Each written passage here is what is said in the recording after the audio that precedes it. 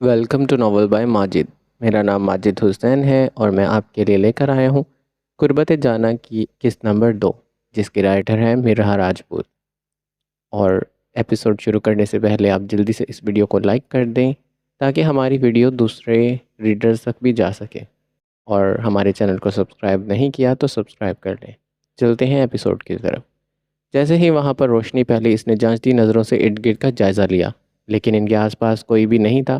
پھر وہ کون تھا جو بنا اجازت اسے اپنے لمس سے آگ بگولا کر گیا تھا؟ یہ دیکھنے کے لیے وہ پیچھے کی جانب مڑی، مگر آس پاس کوئی ہوتا تو اسے نظر آتا نا۔ کیا ہوا تالیہ، کسے ڈھونڈ رہی ہو؟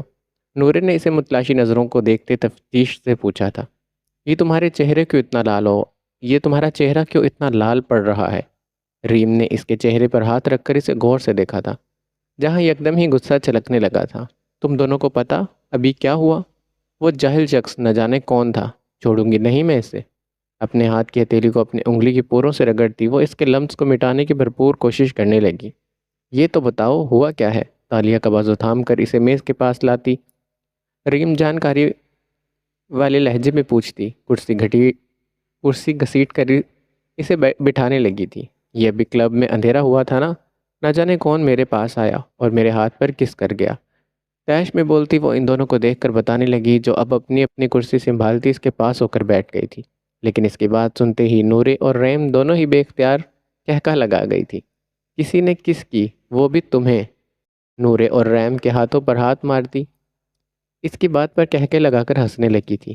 وہ جاہل شخص مجھے کس کر کے گیا اور تم دونوں ہنس رہی ہو؟ تیز آواز میں ڈپٹنے والے انداز میں تالیہ نے دونوں کو چپتی نگاہوں سے دیکھتے سخت ٹون میں کہا تو یکدم ہی وہ ہنستے ہنستے اب سنجیدہ ہو گئی تھی۔ ایک کس ہی تو کی ہے، تم اتنا بھڑک کیوں رہی ہو؟ مزاحیہ لہجے میں بولتی ریم، اور نورے پھر سے چھپڑ پھاڑ کر ہنسنے لگی تھی۔ ہاں تالیہ، اتنا غصہ کیوں کر رہی ہو؟ ایک کس ہی تو تھی۔ نورے نے ریم کی بات سے اکتفا کیا تھا۔ تم دونوں کو صرف ایک کس لگ رہی ہے؟ کیا تم دونوں جانتی ہو اس نے میرے منہ پر ہاتھ رکھا تھا، اور اگر میں تھوڑا بھی منہ کھول دیتی یا اپنے دانت اس کی جلد میں گاڑ دیتی تو وہ شخص تڑپتا ہوا مر جاتا۔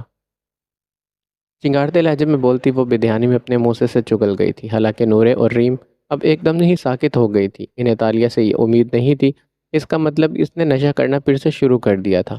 تالیہ، تم سانپ کا نشہ پھر سے کرنے لگی ہو؟ پرسوچ انداز میں اسے دیکھتے ریم دبے دبے لہجے میں پوچھنے لگی۔ انہیں تو لگا تھا وہ اس نشے کو چھوڑ چکی ہے، مگر عادت اتنی آسانی سے کہاں چھوٹتی ہے۔ نہیں چھوٹ رہا مجھ سے یہ نشہ، صاحب کا لہجے میں بولتی وہ اپنی نظریں جھکا گئی تھی، جیسے ابھی وہ ان کی طرف دیکھے گی اور وہ دونوں ہی اسے آنکھوں ہی آنکھوں میں کچا چبا جائیں گی۔ تالیہ، کیا تم اپنی اور دوسروں کی زندگی برباد کرنے پر تلی ہوئی ہو؟ کیوں تم اپنی اور دوسروں کی زندگی برباد کرنے پر تلی ہوئی ہو؟ تمہیں سمجھ کیوں نہیں آتا؟ یہ انتہائی خطرناک چیز ہے یہ۔ اگر اس شخص کے منہ میں تمہارا تھوڑا سا بھی زہر چلا جاتا تو تم جانتی ہو وہ تڑپ تڑپ کر مر جاتا۔ ریم مصنوعی برہمی سے بولتی اچانک اس پر بھڑک پڑی تھی، جو اب ایک لمبا سانس لیتی خود کو نارمل کرنے کی کوشش کر رہی تھی۔ تالیہ، اگر تم اس کو نہیں چھوڑو گی تو یہ تمہارے لیے کل کو خطرے کا باعث بن جائے گا۔ تالیہ، سمجھنے کی کوشش کرو، یہ نشہ بہت خطرناک ہے۔ اب نورے اپنے طریقے سے اسے سمجھانے کی کوشش کرنے لگی۔ تم نے لاسٹ ٹائم بھی کہا تھا کہ تم نہیں کرو گی، پھر بھی تم نے یہ نشہ خود کو لگا لیا۔ تم ہماری بات کو سیریس کیوں نہیں لیتی تالیہ؟ ہم پاگل ہیں جو بار بار تم پر یقین کر رہے ہیں؟ غصے سے بولتے ریم نے اسے کھا جانے والی نظروں سے گھورتے کہا تھا۔ اچھا اب تم دونوں بس بھی کرو۔ اس معاملے کو رفع دفع کرنے کے لیے تالیہ جلدی سے بولی۔ جانتی تھی اس کی چوری پکڑی گئی ہے، اب ان دونوں نے اسے نصیحتیں کیے جانی تھی جو وہ سننا نہیں چاہتی تھی۔ پھر دونوں ایک ساتھ غصے سے اسے دیکھتی خاموش ہو کر بیٹھ گئی۔ جب انہیں ناراض ہوتے دیکھا تو تالیہ نے اپنا گلا کھنکارا۔ اچھا نا، اب ناراض تو نہیں ہو؟ چھوڑ دوں گی اس نشے کو بھی، بس تم اب ناراض مت ہو مجھ سے۔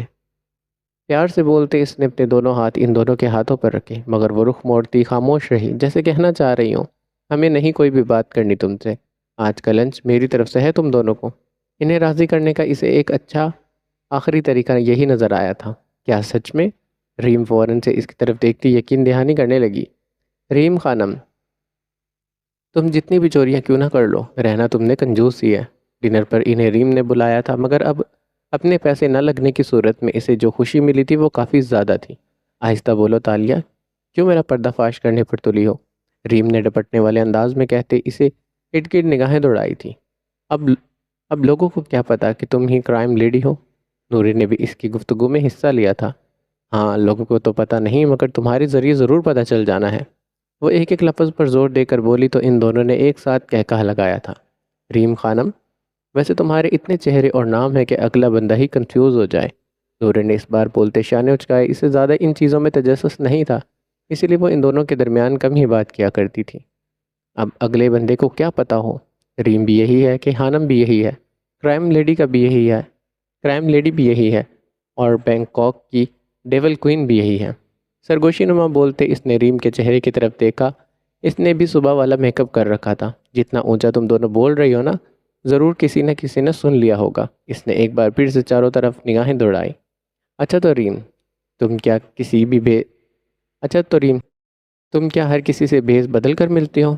نورے کو آج نہ جانے کیوں اتنی دلچسپی ہو رہی تھی۔ ہر کسی سے نہیں، مگر میں روز اپنے چہرے کو ایک نئی شکل دیتا ہوں۔ آج صبح میں نے ایک شخص کا بٹوا چرا کر بھاگ گئی تھی، مجھے یقین ہے دوبارہ اگر ہماری ملاقات ہو گئی تو وہ مجھے نہیں پہچانے گا۔ وہ کافی فخر سے بول رہی تھی، مگر ریم تمہاری آواز تو ایک ہوتی ہے نا؟ نورے آج پوری جانکاری لے رہی تھی۔ نہیں، میرا جب دل کرتا ہے اور جب ضرورت ہوتی ہے میں اپنی آواز کو تبدیل کر لیتی ہوں۔ سرسری انداز میں بولتے اس نے اپنے بیگ سے ایک چھوٹا سا آلہ نکالا۔ یہ وہ وائس چینجر ہے جسے میں اپنے منہ کے قریب رکھتی ہوں تاکہ ہر بار میری آواز بدل جائے۔ تو کسی کا بٹوا چرا کر ہمیں لنچ کروانے لائی تھی نا؟ خاموش بیٹھی تالیہ اب مشکوک انداز میں سے دیکھنے لگی تھی۔ نہیں، وہ بٹوا تو جیری کو چرا کر دیا تھا، اسے گیجٹ خریدنا تھا، اس نے فارمل انداز میں بتایا۔ ویسے بھی اس کے لیے یہ کوئی کام نیا نہیں تھا، وہ آئے دن کچھ نہ کچھ چراتی رہتی تھی، چاہے وہ پیسے ہوں یا پھر دل۔ ریم، تیرا کیا بنے گا شادی کے بعد؟ تو اپنے شوہر کے پیسے چرا لے گی اور وہ بیچارہ کنگلا ہو جائے گا۔ نورے نے اس انداز میں کہا جیسے اسے اس کے شوہر سے خاصی ہمدردی ہو رہی ہو، مگر جواب دینے کے بجائے ریم نے ایک چپر پھاڑ کہا لگایا تھا۔ تالیہ، ریم اور نورے تینوں ہی بچپن کی دوستیں تھیں، تینوں ہی ایک ساتھ یتیم خانے میں بڑی ہوئی۔ ان تینوں کے ہی ماں باپ نہیں تھے، اسی لیے اس ظالم دنیا نے ریم خانم اور تالیہ کو اتنا سفاک بنا دیا تھا، جبکہ نورے زیادہ دیر یتیم خانے میں نہیں رہی تھی، اسے اس کے ماموں لے گئے تھے۔ پڑ گئی ٹھنڈ تم دونوں کے کلیجے کو۔ ہوٹل سے باہر آتے وہ اب اپنی گاڑی کی جانب بڑھ رہا تھا جب باران چڑ کر بولا تھا۔ یک ایک نظر اس پر ڈالتے آریان اور زریام کا چپر پھاڑ کہا ایک ساتھ گونجا تھا۔ باران، تو بہت سمجھدار ہے،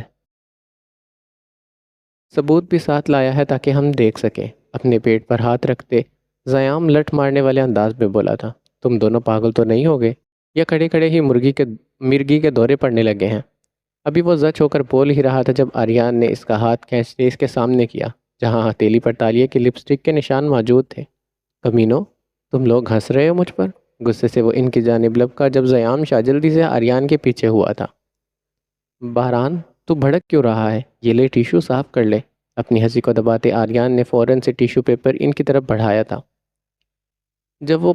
جسے وہ پکڑتے ہی جلدی سے اپنی ہتھیلی رگڑنے لگا تھا۔ ویسے باران، ایک دفعہ اس لڑکی کا چہرہ تو دیکھ لیتا، کیا پتہ تیری والی سے زیادہ پیاری ہوتی۔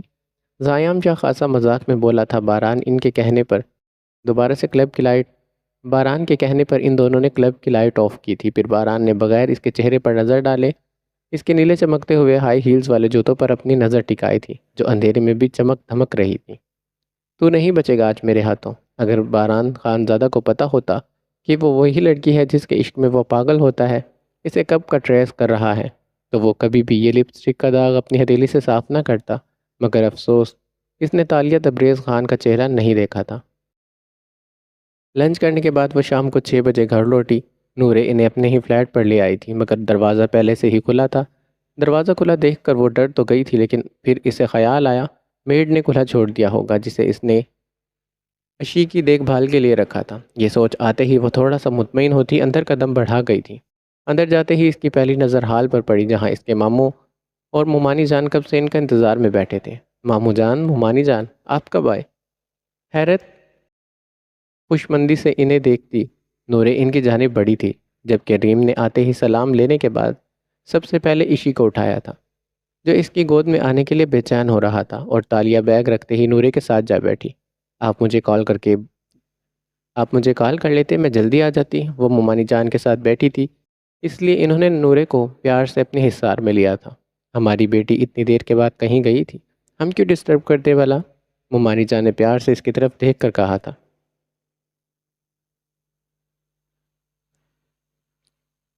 بیٹا، ہم تم سے ضروری بات کرنے آئے ہیں۔ نورے نے اب اپنے ماموں کی جانب دیکھا جو تھوڑی سی ٹینشن میں دکھائی دے رہے تھے۔ جی بولے ماموں جان۔ بیٹا، یورپ میں جو ہمارا بزنس ہے اس میں بہت بڑا نقصان ہو گیا ہے۔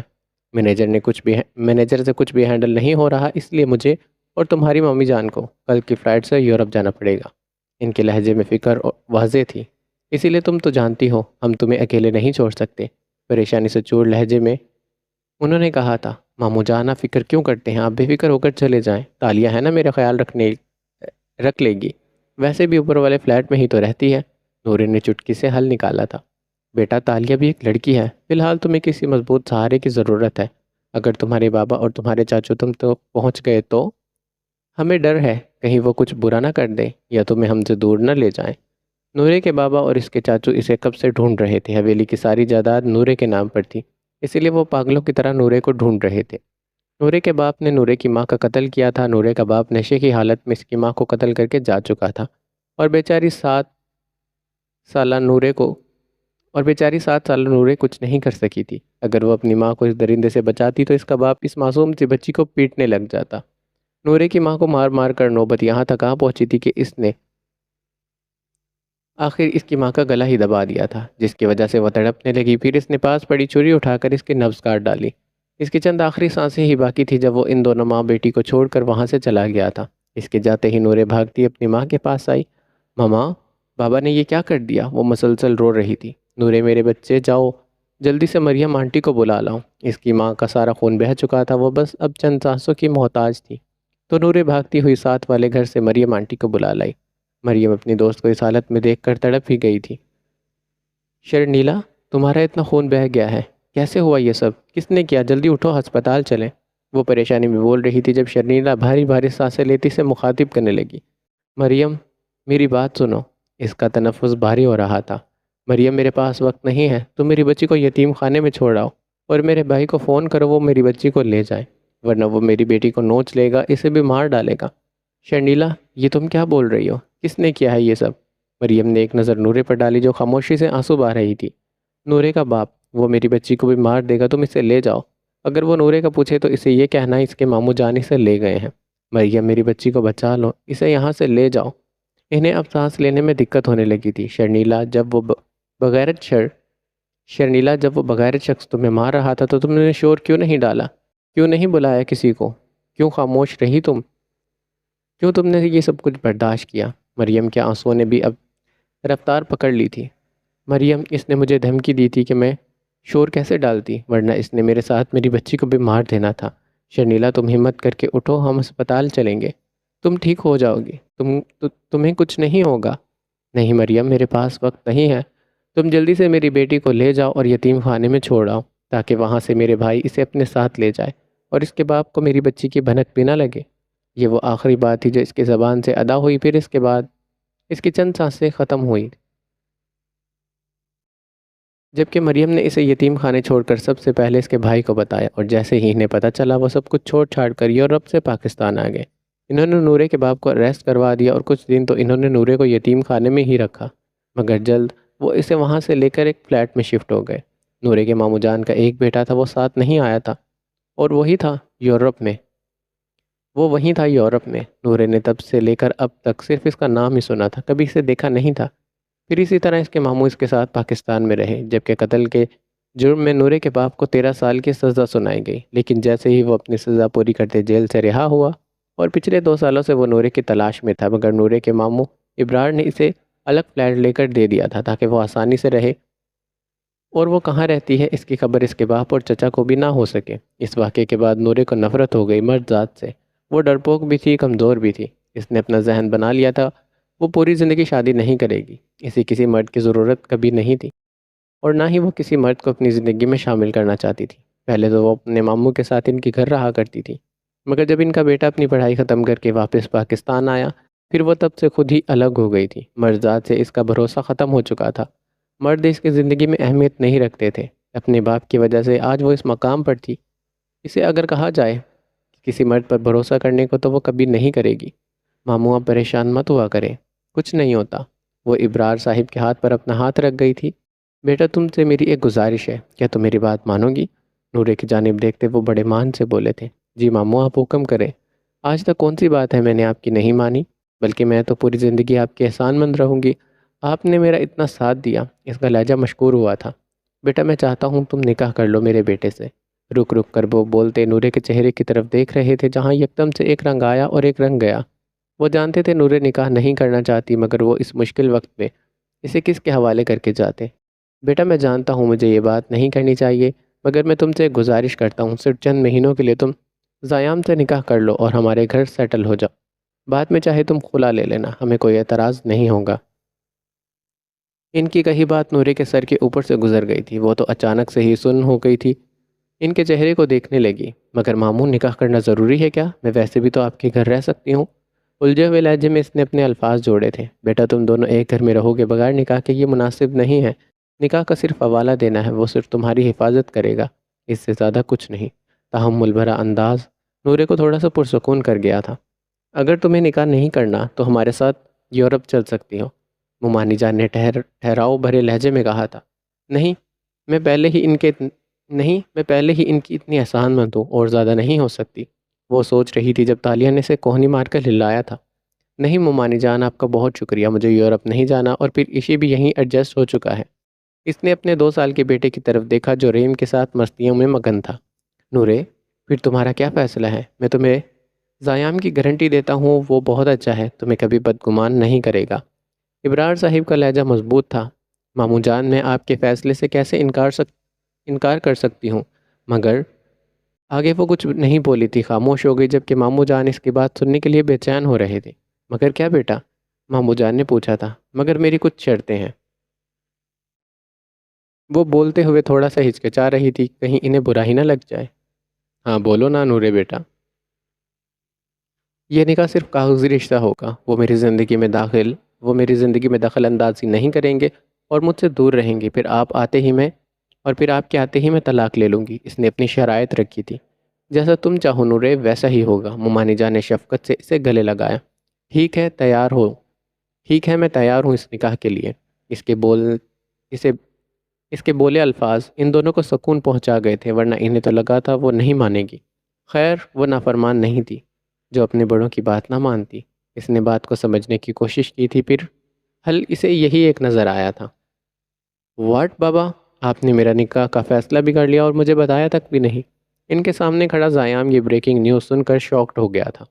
اتنا بھڑکنے کی ضرورت نہیں ہے تمہیں، ابرار شاہ نے اسے آنکھوں کے اشارے سے بیٹھنے کو کہا، جبکہ اس کی ماں عافیہ بیگم جو بیڈ پر بیٹھی تھی باپ بیٹے کی بات کرتے دیکھ رہی تھی۔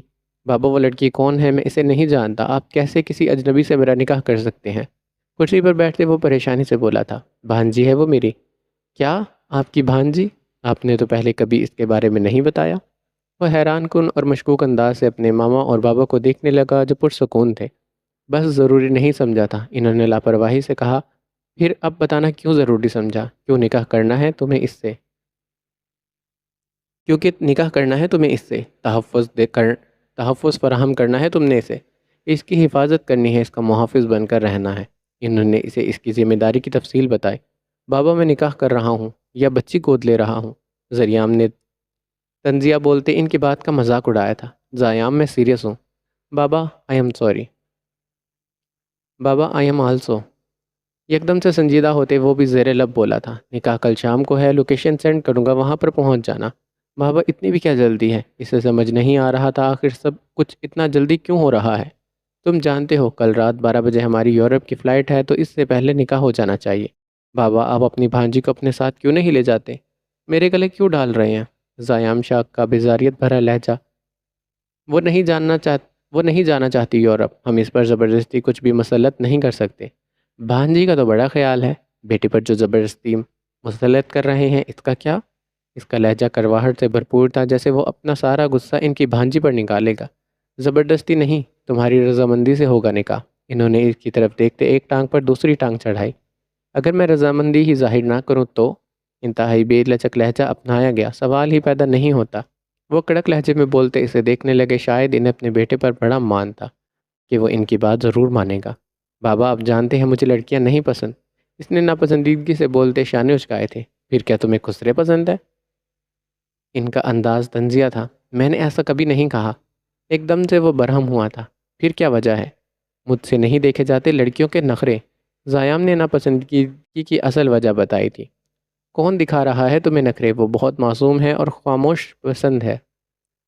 نخرے تو دور کی بات، وہ تم سے بات تک نہیں کرے گی۔ انہوں نے نورے کی عادت سے اسے آگاہ کیا تھا۔ پھر کیوں ڈال رہے ہیں مجھے اس مصیبت میں؟ اسے اب الجھن سی ہونے لگی تھی۔ اسے تحفظ فراہم کرنے کے لیے، اس کی حفاظت کرنے کے لیے۔ اس کا باپ اسے ڈھونڈ رہا ہے، تم نے اس کی حفاظت کرنی ہے۔ اس کا باپ اس تک نہیں پہنچ پائے۔ اب نکاح کی اصل وجہ وہ اسے بتانے لگے تھے۔ وہ اپنے باپ سے کیوں دور ہے؟ آپ لوگوں نے کب سے اسے چھپا رکھا ہے؟ مجھے بتانا ضروری کیوں نہیں سمجھا؟ وہ ایک ایک بات جاننا چاہتا تھا۔ میں نے خود تمہیں بتانا ضروری نہیں سمجھا، اور جب اب تمہاری ضرورت ہے تو تمہیں ہر بات بتا دی جائے گی۔ ابرار صاحب نے اسے الف سے لے کر یہ تک ساری کہانی سنا دی تھی۔ تو یہ ساری بات سن کر زایام نے جو فیصلہ سنایا وہ رضامندی کا ہی تھا۔ وہ نکاح کرنے کے لیے راضی ہو گیا تھا۔ اسے یہ ساری کہانی سن کر اب نورے سے تھوڑی سی ہمدردی بھی ہونے لگی تھی، مگر وہ جانتا تھا یہ نکاح صرف کاغذی رشتے پر قائم رہے گا، پھر ان کے آتے ہی وہ اس نکاح سے آزاد ہو جائے گا۔ ہاتھ میں موٹا بیگ پکڑے تنگ گلیوں سے گزرتے وہ دونوں کسی مخصوص گلی کی لوکیشن ٹریس کر رہے تھے۔ گلیوں میں دور دور تک سناٹا چھایا تھا۔ جب وہ چلتے چلتے ایک گلی کے کارنر تک جا کر رک گئے تھے، MAP اس شخص کو ابھی ہی آ جانا چاہیے تھا۔ میجر باران اپنے ساتھ کھڑے میجر کی جانب دیکھ کر بولا تھا، جو فارمل انداز میں اٹ گٹ دیکھتا ہر چیز کا بخوبی جائزہ لے رہا تھا۔ کام اور فائدہ ہے اس کا، وہ ضرور آئے گا۔ مضبوط لہجے میں بولتا میجر MAP اپنے کوٹ کا اوپری بٹن کھولنے لگا تھا۔ تم کسی مشن پر کام کر رہے ہو کیا؟ باران نے دیکھا وہ موبائل میں بار بار کسی کی لوکیشن ٹریس کرتے اسے کہیں فارورڈ کر رہا تھا۔ ہاں انکل۔ ہاں انکل نے مشن دیا ہے، کرائم لیڈی کو پکڑنے کا، مصروف سے انداز میں کہا گیا۔ اچھا، پھر کیا پتہ چلا اس کے بارے میں؟ تشویش سے پوچھا گیا۔ اس کی آئیڈینٹی غلط ہے، بہت شاطر دماغ لڑکی ہے، اپنے پیچھے کوئی سراغ نہیں چھوڑتی۔ اس کے ساتھ بھی کوئی ملا ہوا ہے۔ وہ ہر کسی سے بھیس بدل کر ملتی ہے، جس کی وجہ سے اس پر کسی کا شک نہیں ہوتا۔ ایجنٹ 40 سے لے کر ایجنٹ 50 تک سب لوگ اس کی جانکاری میں لگے ہیں۔ MAP تفصیل سے بتانے لگا تھا۔ MAP ڈیڈ مجھے بتا رہے تھے کہ وہ آکشن میں بھی نیلامی کے وقت مہنگی پینٹنگز خریدتی ہے۔ باران نے ہاتھ میں پکڑے بیگ کو اب وہیں پر رکھ دیا تھا۔ وہ بہت کچھ کرتی ہے میجر باران۔ پاکستان میں اس وقت جہاں کہیں بھی چوری اور مرڈر ہوتا ہے، ان سب میں صرف اس کا ہاتھ ہوتا ہے۔ اپنی جانکاری کے مطابق وہ اسے آگاہ کر رہا تھا۔ میں نے ڈیڈ کو بولا تھا کہ نیلامی اس ہفتے رکھوائی جائے اور وہاں موجود ہر شخص کی جانکاری لے لی جائے۔ یقیناً وہ بھی اپنا بھیس بدل کر ان لوگوں میں موجود ہوگی۔ میجر باران بول رہا تھا جب اس نے اپنے سامنے سے آتے اس آدمی کو دیکھا جو مسکرانے لگا تھا۔ ڈرگز لے آئے تم لوگ؟ اس شخص نے ایک نظر بیگ پر ڈالی جو نیچے زمین پر پڑا تھا۔ اس سے پہلے کہ وہ بیگ اٹھاتا، میجر باران نے جلدی سے وہ بیگ اپنے ہاتھوں میں لے لیا۔ روز کی کتنی ڈرگز نوجوان کو دیتے ہو؟ سوال میجر باران نے کیا تھا۔ جتنے وصول کرتے ہیں ساری آگے بھیج دیتے ہیں۔ اس شخص کی نظریں میجر کے ہاتھ میں موجود بیگ پر تھیں۔ نوجوان لڑکوں کو خراب کرنے کا ٹھیکہ لے رکھا ہے تم نے؟ MAP نے اپنا ایبرو چکا کر برفیلی نظروں سے دیکھتے کہا تھا۔ تمہیں اس سے کیا لینا دینا ہے؟ ڈرگز لے کر آئے ہو نا؟ مجھے دو یہ بیگ اور اپنے پیسے پکڑو۔ اس نے اپنی جیب سے نکال کر نوٹوں کی دتھی ان کی طرف بڑھائی۔ جب ان دونوں نے ایک ساتھ ہی ایک دوسرے کی طرف دیکھتے آنکھوں میں کچھ اشارہ کیا تھا، بیک وقت MAP نے اپنا ہاتھ پیچھے لے جا کر ہولڈر سے گن نکالتے اس کے ہاتھ پر نشانہ باندھتے گولی چلا دی، جس کی بدولت اتنی تیز کارروائی پر اس شخص کے ہاتھ سے وہ پیسے نیچے گرے اور وہ اب اپنے ہاتھوں کو پکڑے چیخنے چلانے لگا تھا۔ کون ہو تم لوگ؟ مجھ پر وار کیوں کر رہے ہو؟ اس کے بازو سے خون کا فوارہ چھوٹ گیا تھا۔ دفعتاً اس نے اپنا دوسرا ہاتھ بھی کیا۔ تم جاننا چاہتے ہو ہم کون ہیں؟ میجر باران اس کی طرف بڑھا تھا، جبکہ MAP نے اس شخص کی ٹانگ کو نشانہ بناتے ایک اور گولی چلا دی تھی، جس کی وجہ سے وہ اسے تڑپتا ہوا زمین پر ڈھہ گیا تھا۔ ISI والے ہیں ہم، اس ملک کے رکھوالے جو تم جیسے لوگوں سے اپنے وطن کو محفوظ رکھتے ہیں۔ ان کی حقیقت اس شخص پر کسی آسمان کی طرح گری تھی۔ تم لوگ تو ڈرگ ڈیلر تھے؟ کیا کھیل کھیل رہے تھے تم دونوں میرے ساتھ؟ جب ساری بات اس کے پلے پڑ گئی تو وہ کراہتا ہوا بولنے لگا، کھیل تو اب شروع ہوگا۔ چل جلدی بتا، یہ ڈرگز تو کہاں اور کون سے کارخانوں میں بیچتا ہے؟ ایک ایک ڈیٹیل جلدی بتا، ورنہ اس گن میں جتنی بھی گولیاں ہیں ساری تیرے بھیجے میں اتار دوں گا۔ MAP نیچے بیٹھتا، اس پر جھکتا، اسے ڈرانے کے انداز میں اس پر گرجا تھا۔ دیکھو میں کچھ نہیں جانتا، مجھے چھوڑ دو تم لوگ۔ پھر جلدی سے اس شخص نے اپنا بیان بدلا، لگتا تجھے اپنی جان عزیز نہیں ہے میجر، اس پر اٹیک کر دو۔ باران بول رہا تھا جب وہ شخص بوکھلاتا جلدی سے بولنے لگا، مجھے کچھ مت کرنا، میں بتاتا ہوں، پہلے اس گن کو پیچھے کرو۔ وہ شخص بیک بیک وقت اندر تک کانپا تھا، پھر جلدی جلدی سارا کچھ انہیں بتانے لگا۔ اپنے آفس میں کھڑی تالیہ آج کی بریکنگ نیوز سن کر شاک ہو گئی تھی۔ ایک طرف وہ غصے سے آگ بگولا ہو رہی تھی اور دوسری طرف اسے مسٹر دورانی کی باتوں پر طیش آ رہا تھا۔ تاشا، تم اس وقت کہاں تھی جب یہ سب کچھ ہو رہا تھا؟ میں بس ایک دن آفس نہیں آئی اور مسٹر دورانی نے اتنا بڑا فیصلہ لے لیا، دھندلی سے بولتی تالیہ گھررائی تھی۔ میم، میں آپ کو کال کر رہی تھی، آپ کا نمبر بن جا رہا تھا۔ اس کی سیکیورٹی تاشا اب ادب سے سر جھکائے بولی۔ اسے یاد آیا کل تاشا اسے کال کر رہی تھی جب وہ ریم اور نورے کے ساتھ مصروف تھی، جس کی وجہ سے اس نے اپنا موبائل سوئچ آف کر رکھا تھا۔ اوہ شٹ، تو مجھے یہ بتاؤ وہ مسٹر دورانی کا کیا لگتا ہے؟ مجھ سے پوچھے بنا انہوں نے اسے شیئرز دے دیے ہیں۔ اس کا غصہ کسی صورت کم نہیں ہو رہا تھا، بلکہ سوچنے کے ساتھ ساتھ اس کا غصہ مزید بڑھ رہا تھا۔ میم، وہ شاید ان کے پرانے فرینڈز ہیں، اسی لیے دورانی سر نے اپنے حصے کے سارے شیئرز انہیں دے دیے ہیں۔ تاشا کے بتانے پر اس نے اپنی پیشانی کو مسلتے ایک گہرا سانس ہوا میں تحلیل کیا تھا۔ مسٹر دورانی کو تو میں بعد میں دیکھ لوں گی، ابھی ان کے دوست کی تو خبر لے لوں۔ تنفر سے بولتی وہ اپنے لیپ ٹاپ کو بند کرتی دروازے کی جانب بڑھ گئی تھی، جبکہ پیچھے کھڑی تاشا کو اب ٹینشن ہونے لگی تھی۔ ان کی میم بہت غصے والی تھی اور پھر جب وہ زیادہ غصے میں آ جائے تو کسی کو نہیں بخشتی تھی۔ اپنے کیبن سے نکلتی وہ مسٹر دورانی کے کیبن کی جانب قدم اٹھا رہی تھی۔ اس دوران وہاں بیٹھے ورکرز تالیہ کو اتنے غصے میں دیکھ کر اندر تک کانپے تھے۔ یار، آج میم کو کیا ہوا، اتنے غصے میں کیوں ہیں؟ وہاں موجود ایک ورکر نے اسے دیکھ کر دوسرے ورکر کو مخاطب کیا تھا، تجھے نہیں پتا کمپنی میں نیا باس آیا ہے؟ دورانی سر نے اپنے حصے کے 50% شیئرز اس نئے باس کے نام کر دیے ہیں، اور میم تالیہ کو بتایا بھی نہیں ہے، اس ورکر نے تفصیل سے بتایا۔ میم کو دیکھ کر تو ایسا لگ رہا ہے آج کسی کی خیر نہیں ہے، غصے میں یہ اب ہم سے ڈبل کام کروائیں گی، ورکر نے انتہائی افسردہ لہجہ اپنایا تھا۔ دوسری طرف آفس میں بیٹھا وہ شخص جان گیا تھا کہ تالیہ اسی کی طرف آ رہی ہے۔ یک وہ اپنی کرسی سے اٹھتا جلدی سے جاتا ہینڈل پر ہاتھ رکھ گیا تھا۔ باہر کی طرف سے اب وہ ہینڈل گھمانے لگی تھی اور اندر کی طرف سے اس نے مضبوطی سے ہینڈل کو پوری طرح سے نیچے کر دیا تاکہ وہ دروازہ نہ کھلے، لیکن تالیہ اپنے ناک کی نتھیں پھلاتی پوری قوت سے ہینڈل کو گھمانے لگی۔ بیک وقت اس شخص نے اپنی گرفت ڈھیلی کر دی، جس کی وجہ سے اسی وقت ہینڈل گھوما اور دھڑم سے دروازہ کھلا، لیکن ایک دم دروازہ کھلتے ہی وہ اپنا توازن برقرار نہیں رکھ سکی اور سیدھی جا کر اس شخص کے اوپر گری۔ باران نے خود کو ڈھیلا چھوڑ رکھا تھا، جس کے باعث وہ دونوں ہی ایک ہی جسم میں زمین بوس ہوئے تھے۔ باران خانزادہ نے نگاہیں اٹھا کر تالیہ کو دیکھا جو اس کے اوپر گری تھی، اور اب اپنا چہرہ اٹھا کر اس کی طرف دیکھنے لگی تھی۔ اس نے دیکھا اور ایک پل کے لیے وہ فریز ہو گیا۔ وہ جتنی ویڈیو کال میں حسین لگتی تھی، اس سے کہیں زیادہ حقیقت میں حسین تھی۔ موٹی موٹی گھورتی ہوئی ڈارک براؤن کلر کی آنکھیں اور پھر ان پر بوچھاڑ کی صورت، موٹی گھنی پلکیں جو بغیر کسی مسکارے کے آئی برو کو چھو رہی تھی، کشادہ پیشانی، مغرور تیکھی ناک، گال میں پڑتے دو گہرے ڈمپل، گول اور ابری ہوئے ہونٹ جس کو اس نے ڈارک لپسٹک سے سجایا تھا، اور ہونٹوں کے بالکل پاس تھوڑی کے ایک تل بھی تھا جو اس کی خوبصورتی کو اجاگر کر رہا تھا۔ سردی اور غصے کی وجہ سے اس کی ناک اور گال سرخ پڑ چکے تھے۔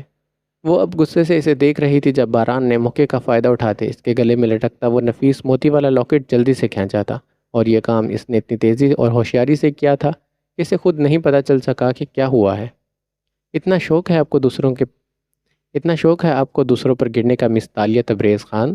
اس کی آنکھوں میں اپنی آنکھیں ڈالتے وہ سنجیدہ مگر مزاحیہ انداز میں بولا تھا۔ دفعتاً وہ آنکھیں سکیڑتے اسے سینے پر ہاتھ رکھتی اٹھ گئی تھی۔ حد میں رہو اپنی۔ اچانک سے وہ تھوڑی نروس ہوئی، پھر جلدی سے ہی خود کی حالت پر قابو پا گئی تھی۔ سنا تھا آپ بہت فاسٹ ہیں، مگر آپ تو سافٹ بھی ہیں، پیار کرنے میں مزہ آئے گا۔ زمین سے اٹھتے اس کے سامنے کھڑا ہوتا وہ ٹھہراؤ بھرے لہجے میں بولتا، اس پر اپنی نظروں کا زاویہ باندھ گیا تھا۔ Shut up, just shut up. اپنے آپ سے باہر آتی تالیہ ایک دم سے چلائی، اور اسی وقت اس نے اپنے پیر میں پہنی ہیل سے اپنی ٹانگ پیچھے لے جا کر ادکلا دروازہ پوری قوت سے بند کیا تھا، کیونکہ ورکرز اپنے کام پر دھیان دینے کے بجائے ان پر دھیان دے رہے تھے۔ ارے آپ تو غصہ بھی کرتی ہیں۔ اسے مزید تپانے کے لیے وہ ہلکا سا مسکرایا۔ تمہیں میں چھوڑوں گی نہیں، زہر خندق لہجے میں وہ بولتی اپنی انگلی سے اسے وارن کرنے لگی۔ بیک وقت باران نے اس کی شہادت کی انگلی کو اپنی قید میں کیا تھا۔ پہلے پکڑ تو لیں، چوک لہجے میں بولتا وہ اس کے چہرے کو نقوش کو اپنی نگاہوں میں اتارنے لگا۔ دور ہٹو مجھ سے، ہو کون تم؟ اپنی انگلی کو چھڑواتے وہ اس کی بجائے خود ہی اس سے دور ہوئی تھی۔ آپ کا ہونے والا شوہر باران خانزادہ، پرسکون انداز میں بولتا وہ اس کی سوچوں کے چھکے چھڑا گیا تھا۔ تو تالیہ غصے سے آگ بگولا ہونے کے بجائے خود کو ریلیکس کرنے لگی۔ یہ شخص اسے تیش دلا رہا تھا مگر اسے اب پرسکون ہو کر بات کرنی تھی۔ یہ آفس میرا ہے، یہاں پر ایک پتا بھی میری مرضی کے بغیر نہیں ہلتا، پرسکون انداز میں بولتی تھی کہ نظروں سے اسے دیکھتی۔ وہ اب اسے نظروں سے ہی چبانے لگی تھی۔ صرف آپ کا نہیں، ہمارا مس تالیہ تبریز خان، وہ ایک ایک لفظ پر زور دے کر بولا تھا۔ میرے شیئرز واپس کرو اور نکلو میرے آفس سے، تمہیں میں اپنے آفس میں برداشت نہیں کر سکتی۔ اس کے پاس سے گزرتی وہ اب جا کر مخصوص کرسی پر بیٹھ گئی تھی۔ آپ بولو مجھے، آپ کے پاس آتا اس کے پاس آتا بہران اس کی کرسی کو گھما کر اپنی طرف کرتا جھک کر اس کی طرف دیکھنے لگا۔ عین وقت تالیہ تھوڑی سی پیچھے کو کھسکی تھی۔ آپ مائی فٹ، اس کا مغرور انداز اگلے شخص کو ٹھٹکنے پر مجبور کر گیا تھا۔ یکایک اس کی پیشانی پر ناگواری کے بل پڑے تھے۔ اٹھے میری کرسی سے، اچانک سے وہ بہت ہی سنجیدہ ہوا تھا، مگر ٹھیک اسی وقت تالیہ کا موبائل وائبریٹ ہوا تو اس نے اپنی پاکٹ سے موبائل نکال کر دیکھا جہاں نورے کالنگ لکھا رہا تھا۔ کوئی اور ہوتا تو وہ کال کٹ کر دیتی، مگر نورے کی کال وہ ہمیشہ سنتی تھی۔ ابھی تو میں جا رہی ہوں، مگر تمہیں میں بعد میں دیکھ لوں گی، شناسائی نظروں سے اس کی طرف دیکھتی ایک ادا میں پلٹی تالیہ اس کیبن سے باہر نکل گئی تھی۔ اس کے جاتے ہی بہران نے اپنے پاکٹ سے اس کا وہ لاکٹ نکالا جو تالیہ کو وہ خود سے بھی زیادہ عزیز تھا۔ اس نے لاکٹ کو اپنے ہاتھ کی ہتھیلی پر رکھا، وہ چمکتا ہوا لاکٹ جس کے اوپر تیتلی بنی تھی۔ پھر اسے دیکھ کر وہ معنی خیز انداز میں مسکراتا اپنی مٹھی کو بند کر گیا تھا۔ یہاں پر یہ ایپیسوڈ ختم ہوتی ہے۔ اگر آپ کو ایپیسوڈ اچھی لگی تو ویڈیو کو لائک کر دیں، ہمارے چینل کو سبسکرائب کر دیں۔ ملتے ہیں نیکسٹ ایپیسوڈ میں، اپنا بہت سارا خیال رکھیے گا۔ اللہ حافظ۔